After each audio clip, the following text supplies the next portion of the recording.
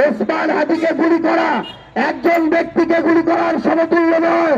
আমরা আমাদের জায়গা থেকে কি দেখলাম, একটার পর একটা মামলা হয়, 10 জন 20 জন গ্রেফতার হয়, কিন্তু টাকার বিনিময়ে হোক, পিছন থেকে পলিটিক্যাল নেগোসিয়েশনের বিনিময়ে হোক, ওই আসামিরা, ওই খুনিরা একটার পর একটা জামিন পেয়ে গেছে। আপনার এই পঞ্চগড়ে যারা আমার জুলাইয়ের যোদ্ধাদের উপরে হামলা করার জন্য আর যারা তাদের জায়গা থেকে নির্দেশ দিয়েছিল, যারা প্রশাসনকে ব্যবহার করেছিল, সেই রাজনীতিবিদদের মাথাগুলোকে এখন পর্যন্ত একটাকে গ্রেফতার করা হয় নাই। আমরা স্পষ্ট করে একটা কথা বলি, এটা কোনো ছোট বিষয় না। ওসমান হাদিকে গুলি করা একজন ব্যক্তিকে গুলি করার সমতুল্য নয়, বরং এটা দিয়ে যারা বাংলাদেশকে নিয়ে ষড়যন্ত্র করতে চাচ্ছে, যারা আগামীর বাংলাদেশের গণতান্ত্রিক অগ্রযাত্রাকে রুখে দিতে চাচ্ছে, যারা আগামীর বাংলাদেশের নির্বাচন কেন্দ্রিক প্রস্তুতিকে বানচাল করতে যাচ্ছে, দেশের এবং দেশের বাইরের ওই এজেন্ট, ওই লবিদের এটা হচ্ছে একটা খেলা, এবং হাদিকে গুলি করার মধ্য দিয়ে এই খেলাটা তারা শুরু করলো।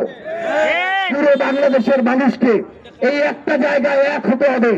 মনে রাখবেন, আগামীর বাংলাদেশে আমরা যদি ঐক্যবদ্ধভাবে, আমরা 24-এ যারা লড়েছিলাম তারা আবার এক হয়ে যদি এই আওয়ামী সন্ত্রাসীদেরকে এবং তাদের সাথে যারা আগামীর বাংলাদেশের স্থিতিশীলতার বিরুদ্ধে ষড়যন্ত্র করছে তাদের বিরুদ্ধে লড়াইটা না করি, তাহলে আগামীতে আবার আমরা যেই পথে চলছি সেই পথ থেকে বিপথে যাওয়ার সম্ভাবনা আছে।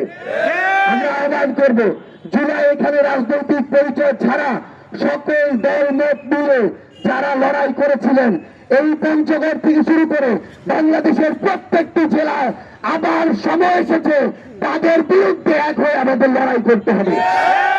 আমাদের সামনে শুধু নির্বাচনী লড়াই নয়, আমাদের সামনে বাংলাদেশকে রক্ষা করার লড়াই। আমাদের সামনে শুধু ভোটের লড়াই নয়, আমাদের সামনে রয়েছে পুরো বাংলাদেশ ঐক্যবদ্ধ হয়ে যারা আবার বাংলাদেশকে ধ্বংসের প্রচেষ্টা চালাচ্ছে তাদের বিরুদ্ধে লড়াই।